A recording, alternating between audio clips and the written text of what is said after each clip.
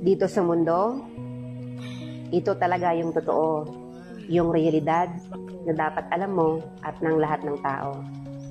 Naparito kang hubad, aalis kang nakahubad. Dumating kang nangihina, lilisan kang mahina. Iniluwal kang walang salapi at mga bagay, maglalaho kang walang salapi at mga bagay. Ang una mong paligo, may naghugas sa iyo.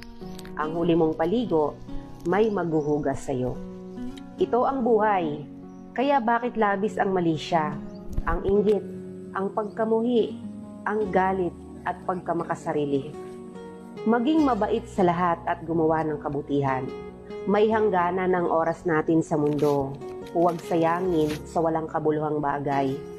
Manalangin at higit sa lahat, huwag na huwag nating sasambahin ng pera.